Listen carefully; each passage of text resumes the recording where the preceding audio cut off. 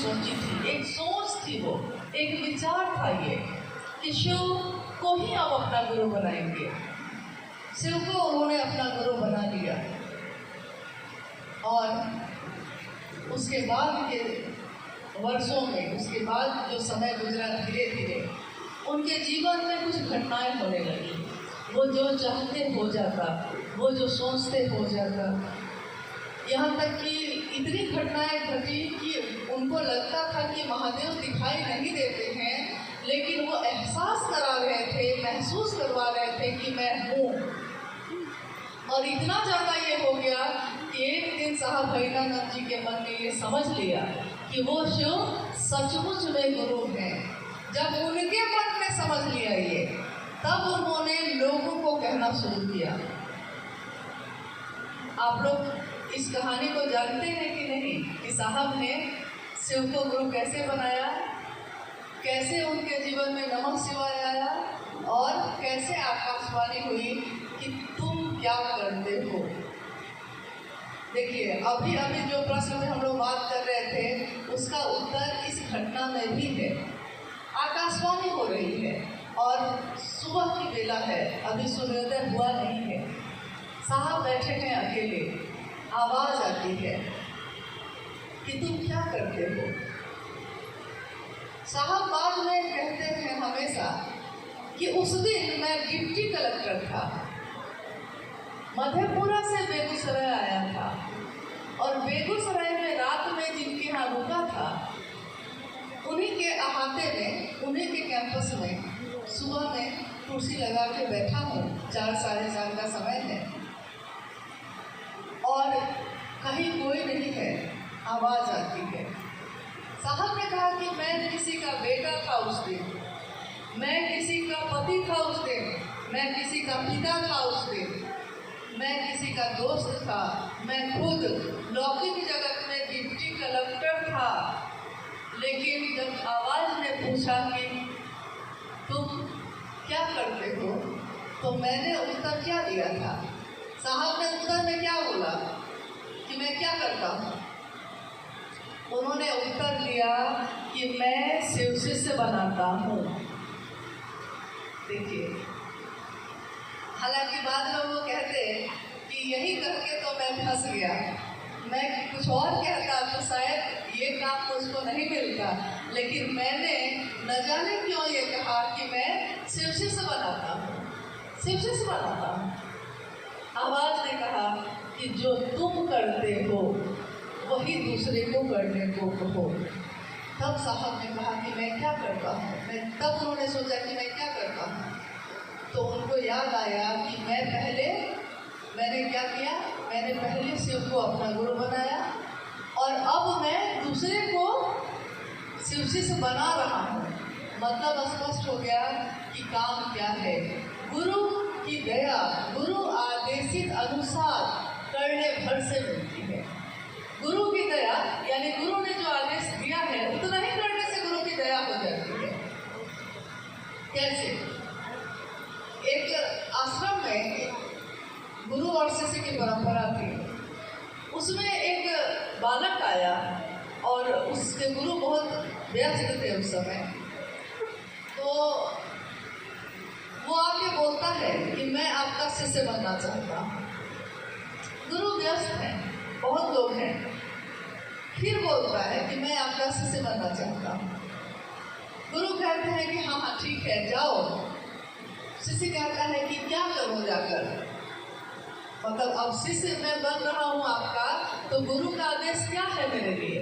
तो गुरु कहते हैं कि जाकर धान कूटो। कोई काम समझ में नहीं आया है तो सामने जो है धान कूटने का नहीं आता है, लकड़ी से मुसल से जिसमें धान कूटते हैं। तो गुरु ने कहा कि जाओ धान कूटो। बरस पे बरस बीत गए, गुरु के ध्यान से भी उतर गया वो। अब गुरु जो है वृद्ध हुए, उन्होंने कहा कि इस आश्रम को चलाने का संचालन अब सोचता हूँ कि किसी के हाथ में दे दो, और मैं अब वृद्ध हो गया तो मैं चाहता हूँ कि अब ईश्वर की आराधना में अपना समय बिताऊँ, बाकी ये लोग चलाएंगे। अब उन्होंने खोज शुरू की कि किसको बनाओ। जांच की, परीक्षा लेनी शुरू की कि किसको बना। सबको बारी बारी से बुलाया, सबकी परीक्षा चल रही है। सब यही दिखाने में लगे हैं कि आप जो कहते हैं मैं वही करता हूँ। और वो सबकी जांच करते करते, सबकी परीक्षा करते करते एक दिन क्या होता है कि वो सबको बुला के पूछते हैं कि क्या सारे शिष्यों की परीक्षा हो गई है, कोई बचा हुआ तो नहीं है। तो उसमें से एक शिष्य बोलता है कि जी गुरुजी, एक लड़का और आया था, तो आपने ना उसको कह दिया था कि धान कूटो जाके। तो गुरु को याद आया इतने वर्षों के बाद। उन्होंने कहा कि हाँ हाँ हाँ हाँ आया था, कहा था मैंने, तो कहाँ है वो। तो शिष्यों ने बताया कि वो अभी भी धान कूट रहा है। वो सुबह उठकर धान कूटने लगता है और रात तक धान कूटता है, फिर थक के सो जाता है, फिर उठता है, फिर वही करता है। गुरु ने पूछा क्या इसके सिवा उसने कुछ नहीं किया। शिष्यों ने कहा कि नहीं, उसने कुछ भी नहीं किया। तो उसी शिष्य को बुलाया गया और उसी शिष्य को सारा भार सौंप दिया गया। उसने कहा, उस शिष्य ने कहा कि मुझको क्या आता है, मुझको तो कुछ भी नहीं आता है। ये सारे जो आपके शिष्य हैं वो तो शास्त्र पढ़ गए हैं, कितने श्लोक आते हैं इनको, कितनी बातें आती हैं इनको, मुझको तो कुछ नहीं आता गुरुजी, मैं कैसे संभालूंगा। गुरु ने कहा कि तुमको जो आता है वो किसी को नहीं आता है। तुमने ये दिमाग लगाया ही नहीं कि मैं करूं ना करूं, क्यों करूं। तुमको जो मैंने कहा तुमने बस वही किया, बिना इस बात की चिंता किए कि इसका परिणाम क्या होगा। शिव की शिष्यता में 3 सूत्र दिए हैं साहब भैरवानंद जी ने। तीनों सूत्र तो पता है आपको। पहला सूत्र, हे शिव आप मेरे गुरु हैं, मन ही मन मैं आपका शिष्य हूँ, मुझ शिष्य पर दया कर दीजिए। दूसरा सूत्र, गुरु आदेशित कर्म, खुद भी शिव के शिष्य बनो और दूसरे को भी शिव का शिष्य बनने के लिए प्रेरित करो। तीसरा सूत्र, मन ही मन अपने गुरु शिव को प्रणाम करने का प्रयास करिए। नमः शिवाय मंत्र से भी कर सकते हैं। गुरु आदेशित कर्म क्या है इसमें? खुद भी शिव शिष्य बनिए और दूसरे को भी प्रेरित करिए। अब हम लोग आते हैं अपनी स्थिति पे। हम लोग जो सारे लोग आज यहाँ बैठे हैं, आप अपने गांव में, अपने शहर में, अपने घर परिवार में महादेव की चर्चा करते होंगे, तीनों सूत्र करते होंगे, लेकिन हम लोग को उस समय ये याद रखना चाहिए कि हम जो आपसे या आप जो हमसे या किसी से भी आप अपने गुरु शिव की बात करते हैं तो वो आपकी वाणी को सुन रहा है, आपके शब्द को सुन रहा है। जैसे ही आप कहते हैं कि रुकिए थोड़ा आपसे बात करना है, महादेव के बारे में कहना है, वो रुक जाता है। मेरे और आपके लिए नहीं, वो महादेव के लिए रुकता है। फिर आप कहते हैं महादेव को गुरु बना लीजिए, वो गुरु बना लेता है। मेरे आपके कहने से नहीं, क्योंकि हम लोग दुनिया में और भी बात कहते हैं। कितने लोग हम लोग की बात मानते हैं। अमी से पैदा हुआ बच्चा मेरी बात नहीं मानता, थोड़ा सा बड़ा होता है हम परेशान हो जाते हैं कि मेरी बात ही नहीं मान रहा है। हम ही पैदा किए थे, हम ही बड़ा किए, लेकिन ऐसा नहीं होता। लेकिन कोई अनजान आदमी आपकी बात को सुनता है रुक के, अनजान, आपको जानता भी नहीं है, महादेव की बात सुनता है वैसे लोगों के मुंह से जिनको कुछ नहीं आता। कितने शास्त्र आपने पढ़े हैं, कितने मंत्र का जप आप जानते हैं, हम लोग जानते हैं, हमको कुछ नहीं आता। हम लोगों ने बस इतना ही सुना है, किसी के भी माध्यम से सुना है कि महादेव मेरे गुरु हो सकते हैं और महादेव दूसरे के भी गुरु हो सकते हैं। बस इतना ही काम करना है हमको, न इससे ज़्यादा न इससे कम। तो हम लोग दूसरे को शिव की शिष्टता में चलाने लगते हैं। चलते चलते एक मकाम आता है, एक ऐसी जगह आती है जब धीरे धीरे बहुत सारे लोग जुट जाते हैं। जब शुरू होता है तो कोई नहीं होता, लेकिन एक दिन ऐसा होता है कि सैकड़ों, हजारों, लाखों लोग जमा हो जाते हैं और उस दिन हमारी भी परीक्षा होती है कि क्या हमारी परीक्षा जो महादेव की तरफ से चल रही है, सारी चीज़ें आपके सामने परोस के रख दी गई हैं और देखा जाता है कि इसमें से वो चुनता क्या है। अपने गुरु को चुनता है कि सम्मान चुनता है, कि पैसा चुनता है, कि सुविधा चुनता है, कि अपनी स्थापना की खोज में निकला है। वो चुनता क्या है? अगर अपने गुरु को चुनता है तो उसका सर सबके सामने झुकेगा, सबके सामने झुकेगा। लेकिन अगर अपनी स्थापना की भूल हो जाएगी तब ऐसा नहीं होगा। तो ये रास्ता प्रेम और समर्पण का है। अभी सावन का महीना चल रहा है। एक निष्ठता की बात जब आती है, सावन का महीने तो बहुत सारे हैं, 12 महीने हैं साल में, लेकिन हर मौसम को हम लोग किसी न किसी से जोड़ के रखते हैं। सावन के महीने में बारिश होती है और बारिश का मौसम साहब को हमेशा से बहुत पसंद रहा है। तो बारिश के मौसम जब होती थी तो साहब कहते कि ये ऐसा मौसम है जब हर भावना बहुत ज़्यादा तेज हो जाती है। विरह है तो विरह की भावना तेज हो जाती है, प्रेम है तो प्रेम की भावना तेज हो जाती है, समर्पण है तो समर्पण बढ़ जाता है। कुछ मौसम ऐसे होते ही हैं और इस मौसम को दुनिया के लोगों ने कहा कि ये महादेव का मौसम है, एक ऐसा मौसम। हालांकि शिव के शिष्यों के लिए हर दिन सावन का दिन है। उनका मन उस शिव की दया से भीगता ही भीगता है, शिव की दया से आदर होता है, भीगता है।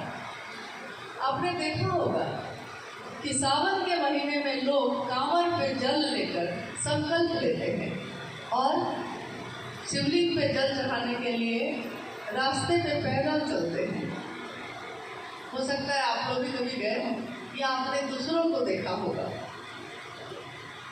जब वो लोग चलते हैं संकल्प लेकर, उससे पहले वो कभी राजस्थान के भी लोग आते हैं, गुजरात से भी आ जाते हैं, बिहार से आते हैं, झारखंड से आते हैं, हर जगह के लोग आते हैं, लेकिन वो अपनी पहचान भूल जाते हैं। सब क्या कहते हैं? बोल बम, बोल बम। अलग अलग जाति के लोग आते हैं, अलग अलग जाति के, अलग अलग पंथ को मानने वाले, अलग अलग धारणाओं के लोग, लेकिन जब एक रास्ते पे चलने लगते हैं, शिव के जल का संकल्प अपने हाथों में लेते हैं, तो उस रास्ते पे चलते चलते उनके मन से ये सारे विचार हट जाते हैं कि हम लोग किस धर्म के हैं, कि हम लोग किस जाति के हैं, कि हम लोग किस राज्य से आए हैं। याद रहता है? किसी को, बच्चा को भी बच्चा बम कहते हैं, बड़े को भी बड़ा बम कहते हैं। कोई आगे चला गया है तो इंजन बम कहते हैं, कोई पीछे चला गया है तो मालगाड़ी बम कहते हैं, कुछ ना कुछ कहते हैं, लेकिन सबके होठों पे मुस्कान होती है, पैरों में छाले होते हैं और होठों पे मुस्कान होती है। ये जीवन कैसा है? ये 3 और 4 दिनों का जीवन, ये कैसा जीवन है? शिव के नाम का संकल्प हाथों में है, चल रहे हैं तो ठोकर नहीं मिल रही है, मिल रही है ना, पैरों में छाले पड़े हैं ना, कितने लोगों के नाखून उखड़ जाते हैं, खून से भर जाते हैं, तब भी नहीं रुकते। तो जब ये 3-4 दिन की यात्रा में हम अपने मन की सारी संकीर्णता भूल सकते हैं, हमारा मन शिव पे केंद्रित है, इसलिए हम रास्ते की ठोकर का की भी परवाह नहीं करते, मेरे पैर खून से भर जाए तब भी परवाह नहीं करते, कौन दूसरा क्या कर रहा है रास्ते में उसकी तरफ देखते तक नहीं। तो यहाँ तो सारे जीवन के लिए साहब हरिदानंद जी ने एक रिश्ता बनाया है, गुरु और शिष्य का रिश्ता। शिष्य कौन होता है? जो गुरु के आदेश अनुसार रहे, जो गुरु के आदेश के अनुसार ही रहे, फिर किसी और का वो नहीं हो सकता है। गुरु का हो गया है तो गुरु का हो गया है, फिर आप भी मुझको चलाइएगा, वो भी चलाएंगे, वो भी चलाएंगे, ये नहीं होगा। किसी एक का ही होके रहता है, सबके हम नहीं हो सकते। मेरे गुरु क्या चाहते हैं, मेरे गुरु की खुशी क्या है, शिष्य वही देखता है, बस वो गुरु के तरफ ही देखता है। और अगर उसका मन उस गुरु पे टिका रह जाए तो उसके जीवन में भी झंझट झंझावात आते हैं, उसके जीवन में भी तूफान आते हैं। कभी उसके पास गरीबी आती है, कभी अमीरी आती है, कभी सुख आता है, कभी दुख आता है, ठोकरें ही ठोकरें मिलती है, लेकिन तब भी उसके होठों पे मुस्कान होती है। वही बात है, पैरों में छाले हैं लेकिन होठों पे मुस्कान है, क्योंकि दिल में शिव की दया पाने की चाहत है। शिव के नाम का दिया जल रहा है। एक जगह टिके हैं तो ये परिणाम आया है। हम सब कुछ जानते हो या नहीं जानते हो, लेकिन इतना तो हम जान ही गए हैं कि इस दुनिया में कोई किसी का नहीं होता। लाख आप कोशिश कर लीजिए उसको खुश करने का, वो नहीं होता। आज 4 दिन आपसे खुश रहेगा, 5वें दिन सबसे ज़्यादा खराब वही आपके लिए बोलता है। फिर 5 दिन के बाद फिर ठीक हो जाएगा, लेकिन अगले पल क्या होगा कुछ नहीं जानता है कोई एक रिश्ता ऐसा नहीं है जिससे खुशी ही खुशी मिले। कोई ऐसा रिश्ता नहीं है जो हमेशा अपना बना रह जाए। कब रूप बदलते हैं, इस रंग बदलती दुनिया में इंसान की नीयत ठीक नहीं। इस रंग बदलती हुई दुनिया में इंसान की नीयत कब बदलती है कुछ पता नहीं चलता। लेकिन इसी दुनिया में रह के, इसी ठोकरों और झंझावातों में रह के अगर हमारा आपका मन उस महादेव पे टिका रह जाता है तो फिर हमारा जीवन कब गुजर जाएगा पता ही नहीं चलता है। आप करके देखिएगा इस काम को, और आप अपने अपने क्षेत्र में जहाँ भी जाते हैं रहते हैं। आज हमारे साहब हरिदानंद जी, हमारी दीदी माँ दीदी नीलमानंद जी दोनों शरीर में नहीं हैं, लेकिन ये उनकी ऊर्जा, उनका मार्गदर्शन हर शिष्य के साथ है। वो सबके साथ है, मात्र एक कारण से कि जहाँ भी दुनिया में कोई शिव का नाम लेता है, जहाँ भी कोई गुरु और शिष्य की बात करता है, शिव को गुरु मानने की और उनका शिष्य होने की घोषणा करता है, साहब हरिदानंद जी वहाँ उपस्थित होते ही होते हैं। चाहे वो कोई संगोष्ठी हो, चाहे वो महोत्सव हो, चाहे वो फटाफट आप काम कर रहे हो गुरु का तब, या अकेले में बैठ के उस शिव को प्रणाम करते हैं तब, वो आपके साथ है नहीं। कारण मात्र एक है, उन्होंने शिव के लिए शिव को चाहा, उन्होंने शिव के लिए शिव को चाहा है, दुनिया के लिए नहीं, अपने लिए नहीं। तो जो शिव के लिए शिव को चाहेगा, जहाँ भी शिव का नाम होगा वो वहाँ रहेगा ही रहेगा। आइए, ये संगोष्ठी है और इस संगोष्ठी का एक ही उद्देश्य होता है, किसी भी संगोष्ठी का एक ही उद्देश्य होता है कि हम सब शिव के रास्ते पे चलने वाले लोग, जो अपने अपने जगह पे आपके साथ जुड़े हुए सैकड़ों हजारों लोग होंगे, आप रास्ता दिखाते होंगे उन लोगों को, हम इस बात को समझ सके कि हमको आपको करना क्या है। क्योंकि अगर हमारी मंजिल स्पष्ट नहीं होगी, काम क्या करना है ये स्पष्ट नहीं होगा, तो हम करेंगे क्या।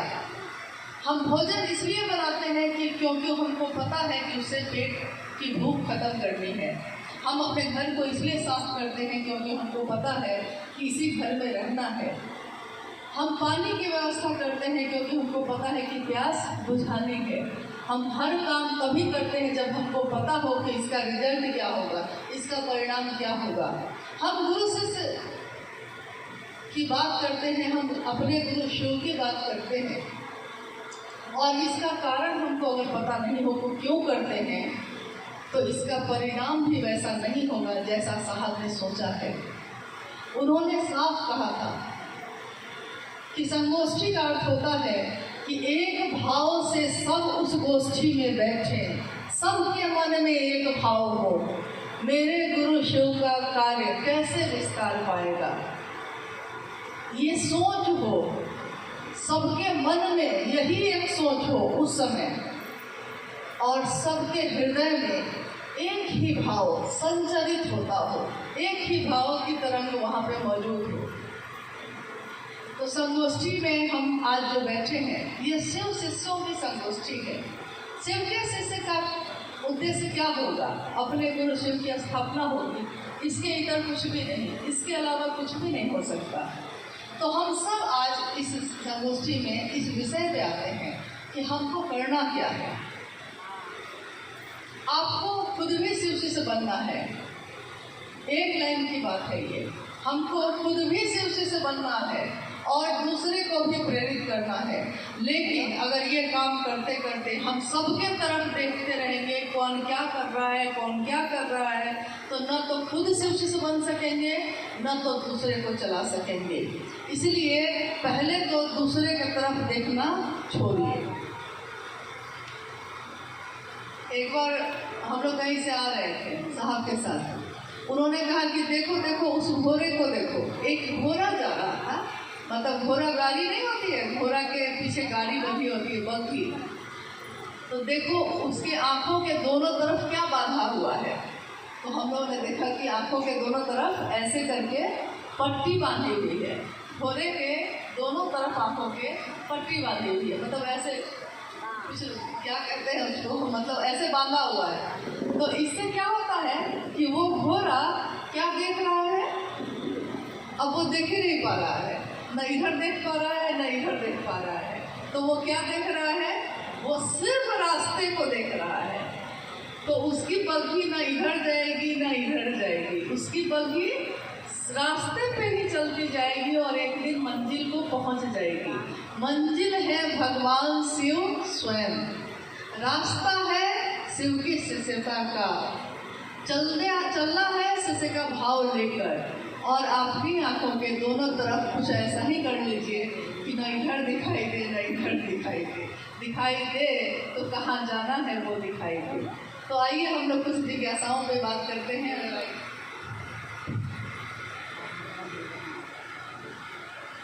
पहली जिज्ञासा बहन प्रीति भारती जो दुमका से हैं, ये कह रही है, प्रणाम दीदी, मेरा सवाल है कि कुछ भाई बहन शिव चर्चा का मतलब नहीं समझते हैं। कुछ जगह पर शिव चर्चा में भजन को महत्व देते हैं, क्या शिव चर्चा में माँ और बजरंगबली का भजन होना चाहिए? गुरु भाई बहन को थोड़ा समझाएं। आपने जिज्ञासा सुनी है ठीक से? जिज्ञासा है कि शिव की चर्चा का मतलब क्या है, शिव चर्चा का मतलब क्या है, और क्या शिव की चर्चा में माँ का भजन या बजरंगबली का भजन या और देवी देवताओं के भजन हो सकते हैं कि नहीं, यही ना। शिव की चर्चा का मात्र एक ही प्रयोजन है, शिव की चर्चा, यानी शिव की कथाएं होती रही हैं, कहानियां लोगों को सुनाई गई है, शिव पुराण की कहानियां, अनेक ग्रंथों की कहानियां कि महादेव के समय में ऐसा हुआ, कथा का प्रचलन रहा है। लेकिन शिव की चर्चा का प्रचलन पूर्व में इतिहास में कभी नहीं दिखाई दिया। ये शिव चर्चा शब्द ही आया है वरेण्य गुरु भ्राता साहब भैरनाथ जी के द्वारा। उन्होंने कहा कि आज का आदमी बात करने में बहुत तेज है भाई, उससे उपासना नहीं होगा, साधना नहीं होगा, मंत्र का जप नहीं होगा, लेकिन बात खूब हो जाएगी। तो उन्होंने कहा कि बात का विषय बदल दो। आज तक हम लोग बात करते थे, घर में काम हो गया है तो दुकान से भी घर कोई लौट के आ गया है और घर का खाना भी बन गया है, अब पूरा दिन बैठ के क्या करना है। तो हम लोग क्या करते थे कि बैठ के पड़ोसी क्या किया है इस बात को करते थे, कौन रिश्तेदार क्या कर रहा है इस बात को करते थे, किसका बेटा को कितना नंबर आया, कौन क्या पढ़ता है इस पे बात करते थे, किसका झगड़ा किससे चल रहा है, कौन किसका दोस्त हो गया है इस पे बात करते थे, कहाँ पे साड़ी कितने में मिलेगी, कहाँ पे गहना कितने में मिलेगा, कहाँ पे खेत कितने में मिलेगा, इस पे बात करते थे। सब कुछ करते थे, लेकिन नहीं करते थे तो उस महादेव की बात नहीं करते थे जिसके कारण ये दुनिया है, जिसके कारण हम और आप हैं, उसी को भूल के बैठे हैं। तो ये जो हम लोग भूल के बैठे थे, अपनी दुनिया में एकदम मगन होकर सोए हुए थे, शब्द की मार से शब्दन मार जगाए दिए रे, शब्द की मार से गुरु ने जगा दिया।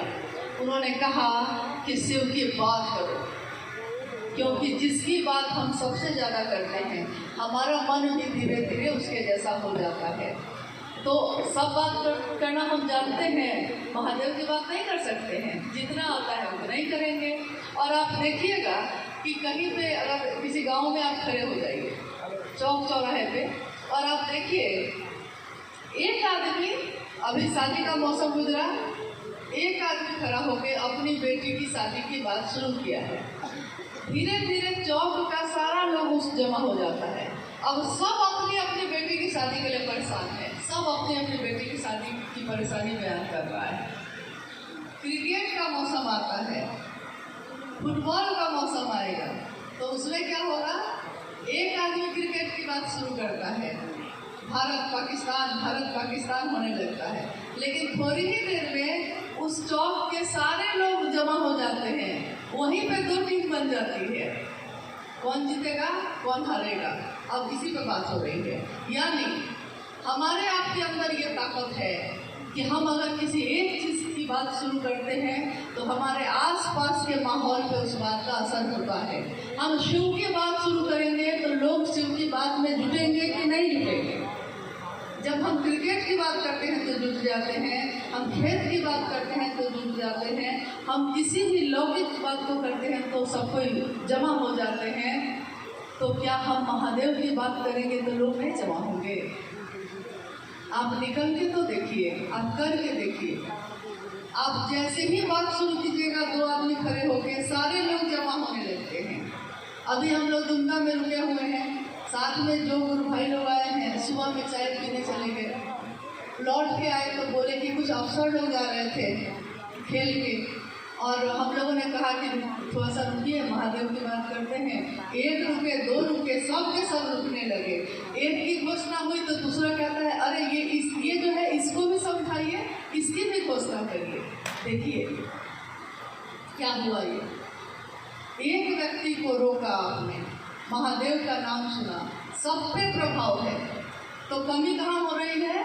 कमी हम लोगों से हो रही है कि हम लोग बोल ही नहीं रहे हैं, बात ही नहीं कर रहे हैं। जब महादेव के साथ हमारा आपका मन रहता है तो हमारा मन कैसा होना चाहिए? सबसे बलशाली, सबसे ताकतवर, क्योंकि जिसके साथ आदमी रहता है उसका मन भी उसी के जैसा हो जाता है।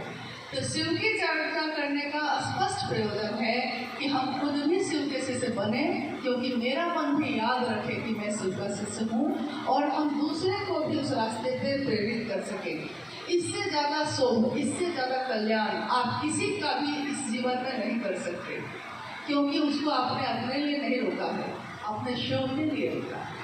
तो शिव की चर्चा, अब हम लोग आते हैं कि शिव चर्चा स्थलों पे क्या होना चाहिए। क्या शिव चर्चा स्थलों पे या साप्ताहिक चर्चा स्थलों पे माँ का भजन, बजरंगबली का भजन या और देवी देवताओं का भजन होना चाहिए या नहीं होना चाहिए? देखिए, साप्ताहिक चर्चा स्थल पे जब हम लोग जाते हैं तो हम लोग के पास समय की कमी होती है, 2 या 3 घंटे के लिए चर्चाएं होती हैं, मान लीजिए 3 घंटा के लिए होती है, और 50 गुरु भाई गुरु बहन वहाँ है। सबको बारी बारी से मौका देना चाहिए, 2 मिनट भी बोल ले कम से कम। अब उतनी ही देर में आपको ये काम कर लेना है, फिर सारे लोग अपने घर को लौट जाएंगे। अब अगर आप सारे देवी देवताओं के गीत और भजन गाना शुरू करेंगे तो समय तो इसी में खत्म हो जाएगा, गुरु की चर्चा तो हो नहीं पाएगी। इसलिए ज़्यादा अच्छा है कि ज़्यादा अच्छा क्या, आप वहाँ जुटे ही जिस कारण से हैं सिर्फ उसी कारण पे ध्यान दीजिए। आप वहाँ गए ही थे इसलिए क्योंकि शिव गुरु चर्चा हो रही थी वहाँ। तो जब शिव गुरु चर्चा होनी है, शिव के गुरु स्वरूप की बात होनी है, तो चर्चा भी गुरु स्वरूप पे हो और भजन भी गुरु के स्वरूप पे हो जाए।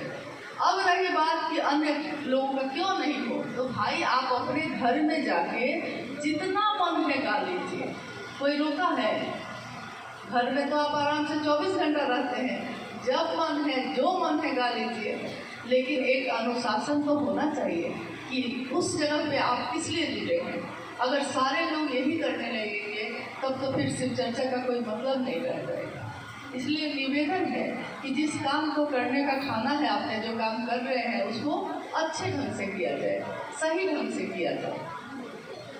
और भजन, किसी भी भजन का प्रभाव जो है मन पे अस्थायी होता है, थोड़ी देर के लिए बहुत अच्छा लगेगा, हाँ गा रहे हैं भाई, रे मन के पंछी तू नमः शिवाय रट ले, रे मन के पंछी तू भूल मत जाना कि जीवन कभी भी खत्म हो सकता है। जब तक भजन बज रहा मतलब गा रहे थे गुरु भाई, हम लोग को याद आ गया कि हाँ सही बात है, जीवन कभी भी खत्म हो सकता है। मन के पंछी तो नवा सिवा रट ले, लेकिन जैसे ही भजन खत्म हुआ फिर क्या हुआ? कोई उठ के उधर, कोई उठ के उधर, कोई इधर, कोई उधर, तुरंत ऊपर से नीचे आ गया मन। नहीं, अस्थायी यानी भजन का प्रभाव होता है लेकिन क्षणिक होता है, थोड़ी देर के होता है। लेकिन अगर गुरु की चर्चा आप करते हैं, आपका मन धीरे धीरे समझ लेता है, तो ये प्रभाव अस्थायी होता है, हमेशा के लिए होता है। इसलिए महादेव की चर्चा ज़्यादा करने की कोशिश कीजिएगा, भजन कम, और भजन भी हो तो शिव के ऊपर हो, शिव के गुरु स्वरूप के ऊपर हो, ताकि लोगों का मन एक जगह एकाग्र रहे। हसिया से भाई शंकर जी जानना चाहते हैं कि भगवान शिव की पूजा करके तो हमको सब कुछ मिल ही जाता है, तो फिर उनको अपना गुरु बनाने की क्या जरूरत है? भगवान शिव की पूजा करके जब हमको सब कुछ मिल जाता है तो उनको गुरु बनाने की जरूरत भी हमको क्यों है? जिज्ञासा यही है। और ये जिज्ञासा आप लोग जहाँ भी जाते होंगे, बहुत जगह लोग पूछते होंगे क्या रे ये कौन बात कह रहे हैं, पूजा तो कर ही रहे हैं। जब पूजा कर ही रहे हैं तो अलग से वो नई बात कह रहे हैं। लेकिन हम लोग को ये समझना होगा कि शिव की पूजा में और शिव की शिष्यता में क्या अंतर है। शिव की पूजा यानी कि शिव की पूजा हजारों साल से हमारे देश में, विदेश में हर जगह होती है। लौकिक और पारलौकिक कामनाएं जो भी होती हैं, हम उसकी पूर्ति के लिए महादेव की पूजा करते हैं। लौकिक कामनाएं यानी अच्छा घर हो जाए, धन मिल जाए, बेटा बेटी हो जाए, संतान हो जाए, सुख हो, समृद्धि हो, ये हो वो हो, मतलब लौकिक दुनिया की जितनी भी तरह की चाहत होती है वो सब लौकिक कामनाएं हो गई। पारलौकिक में हो गया कि मोक्ष मिल जाए, जीवन मरण के चक्र से हम मुक्त हो जाए, ईश्वर के पास मेरा मन चला जाए, इस तरह की कामना। लौकिक और पारलौकिक दोनों कामनाओं के लिए शिव की पूजा होती आई है। लेकिन उसमें जो सबसे जरूरी चीज होती है वो क्या होती है? पूजा। पूजा में जरूरी है कि आपके अंदर विश्वास होना चाहिए, आपके अंदर श्रद्धा होनी चाहिए, समर्पण होना चाहिए। मतलब भगवान के लिए विश्वास होगा तभी ना पूजा स्वीकार होगी। समर्पण यानी झुकना होगा, श्रद्धा रखनी होगी, विश्वास रखना होगा, सब कुछ चाहिए उसमें। एक निष्ठता होनी चाहिए कि महादेव के लिए कर रहे हैं तो महादेव के लिए कर रहे हैं, सब होना चाहिए। लेकिन साहब हरिंदर जी ने कहा शिव की शिष्यता में, शिव के शिष्यों के लिए बिना श्रद्धा के भी वही परिणाम आएगा, बिना विश्वास के भी वही परिणाम, बिना समर्पण के भी वही परिणाम आएगा। यानी शिव की शिष्यता को उन्होंने कहा कि पूजा की हाईटेक विधि है ये। हाईटेक मतलब ये कि कभी हम लोग हाथ का पंखा खेलते थे, हालांकि आज हाथ का पंखा यहाँ बहुत दिन बाद दिख रहा है, तो हाथ का पंखा झेलते थे कभी हम लोग। लेकिन एक दिन सीलिंग फैन बन गया जो ऊपर में लगता है, फिर वॉल फैन दीवार पे लगने वाला बन गया, कूलर बन गया, एसी बन गया। तो धीरे धीरे क्या हुआ, हाथ का पंखा छूट गया। तो हवा लगाने का हाईटेक क्या हो गया, अब एसी हो गया।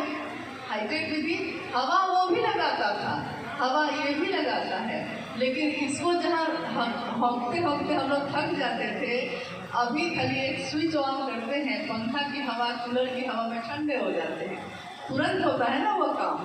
वही उन्होंने कहा कि शिव की शिष्यता शिव पूजा का ही हाईटेक विधि है। मतलब ये एक ऐसी विधि है जो आपके मन को सीधे शिव के पास लेकर जाती है। समर्पण अपने आप पैदा होता है, लेकिन जब आप जुड़ते हैं आपके मन में ये नहीं है, उसके बावजूद बिना मन के आप भोजन करते हैं, पेट भरता है कि नहीं भरता है?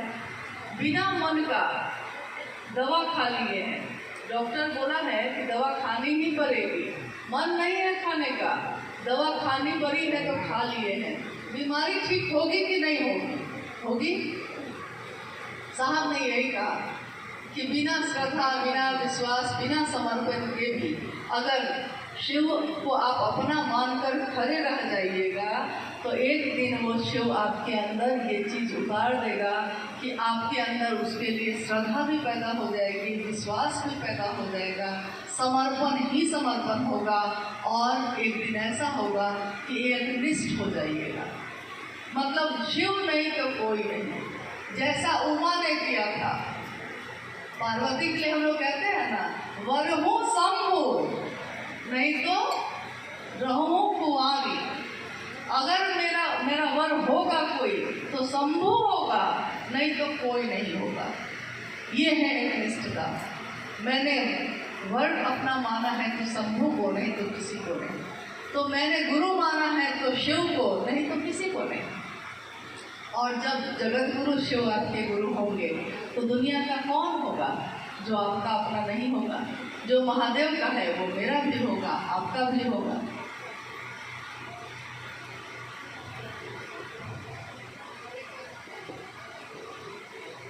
भगत सुनीता जी महुबन्ना दुर्गा से ये इनका निवेदन है। क्षेत्र में गुरु कहना करती है कि मेरे ऊपर महादेव आते हैं। क्या ऐसा होता है? किसी के शरीर पर देवी देवता आते हैं? दीदी समझाने की प्रयास किया है। हाँ, ये एक अलग तरह की जिज्ञासा है कि क्षेत्र में कुछ लोग कहते हैं कि मेरे ऊपर महादेव आते हैं।